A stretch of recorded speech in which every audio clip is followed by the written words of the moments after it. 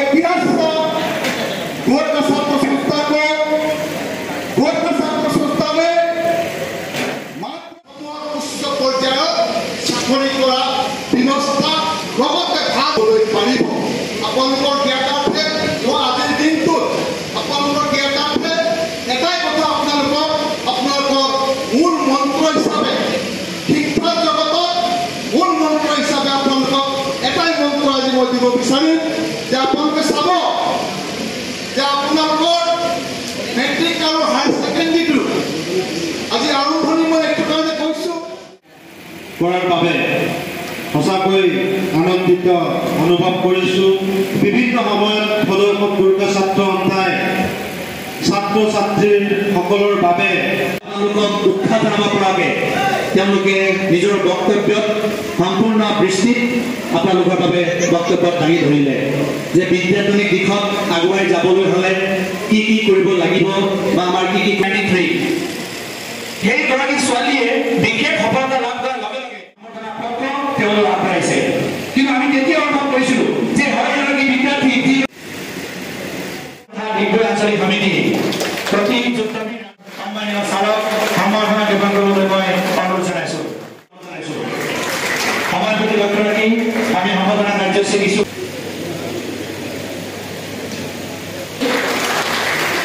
ইয়াৰ পিছতে মই মঞ্চলৈ আহ্বান বিচাৰিছোঁ চৌধুৰীক মই মঞ্চলৈ আগবাঢ়ি অনুৰোধ জনাইছোঁ।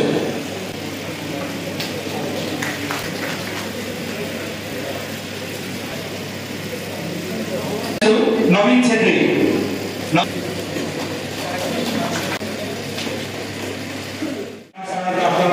সম্বৰ্ধনা আমি জ্ঞাপন কৰিবলৈ বিচাৰিছোঁ। ইয়াৰ পিছতে মই মঞ্চলৈ আহ্বান জনাইছোঁ মেঘৰাজ উপাধ্যায়।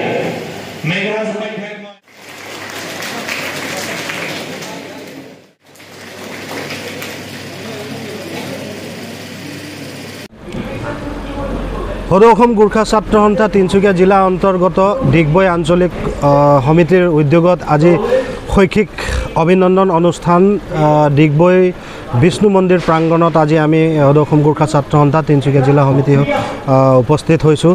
যিহেতু আজি শৈক্ষিক জীৱনত বা কীৰ্তিমান ছাত্ৰ ছাত্ৰীসকলক বিশেষ অভিনন্দন অনুষ্ঠানত যি আজি যি ডিগবৈ আঞ্চলিক সমিতিয়ে আয়োজন কৰিছে তাত আমি সদৌ অসম গোৰ্খা ছাত্ৰ সন্থা তিনিচুকীয়া জিলা সমিতিয়ে বিশেষকৈ ধন্যবাদ দিব বিচাৰিছোঁ। আৰু আজি আমি ইয়াত আহি এটা কথা উপলব্ধি কৰিছোঁ যে সমাজ এখন আমাৰ জাতি যেতিয়ালৈকে শিক্ষিত নহয় তেতিয়ালৈকে এই শিক্ষাৰ যি আমি প্ৰক্ৰিয়া প্ৰচেষ্টা আমি গোৰ্খা ছাত্ৰ সন্থাই কীৰ্তিমান ছাত্ৰ ছাত্ৰীসকলক যি উৎসাহ যোগাবৰ বাবে আমি এই কাৰ্যসূচী ইয়াত সম্পন্ন কৰিছে এই অনুষ্ঠানটো তাক লৈ আমি বিভিন্ন সময়ত বিভিন্ন ঠাইত পঠন পাঠনৰ কথা বা ছাত্ৰ ছাত্ৰীসকলক উচ্চতৰ যি শিক্ষা গ্ৰহণৰ বাবে আজি সদৌ অসম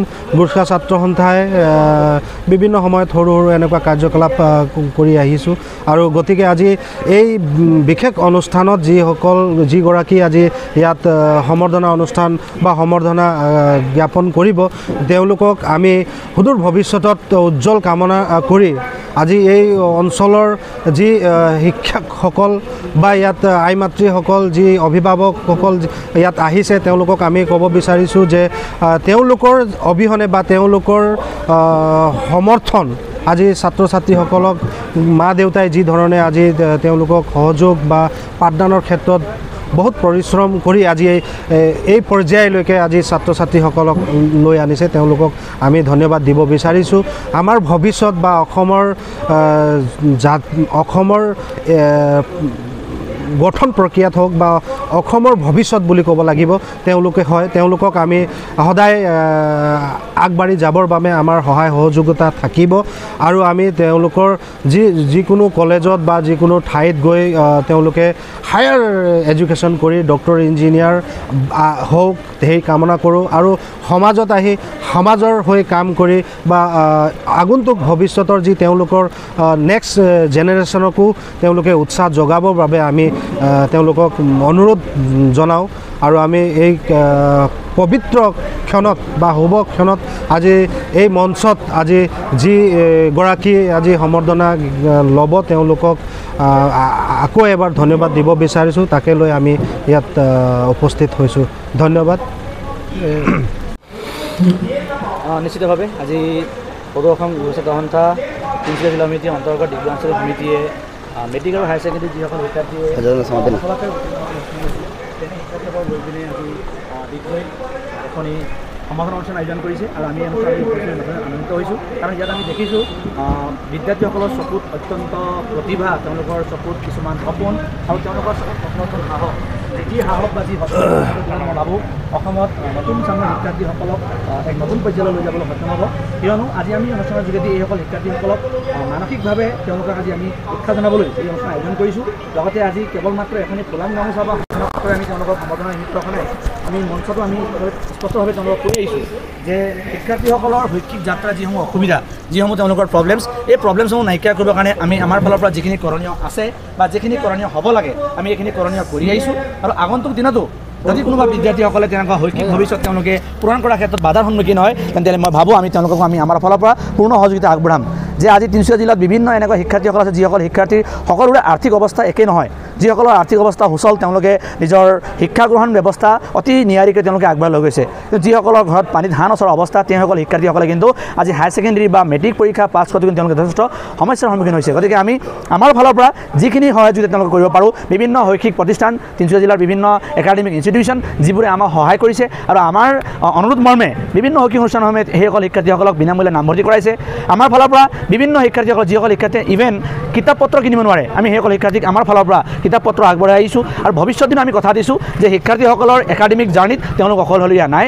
তেওঁলোকৰ একাডেমিক জাৰ্ণিত আমি সংগঠন হিচাপে, ছাত্ৰ সংগঠনৰ এগৰাকী কৰ্মী হিচাপে আমি তেওঁলোকৰ লগত সদায় আছোঁ আৰু তেওঁলোকৰ শৈক্ষিক যাত্ৰা পূৰণ কৰাৰ ক্ষেত্ৰত তেওঁলোকৰ লগত আমি সদায় থিয় দিম বুলি আজি এই মঞ্চৰ যোগেদি তেওঁলোকক আমি শুভেচ্ছা জ্ঞাপন কৰিব বিচাৰিছোঁ।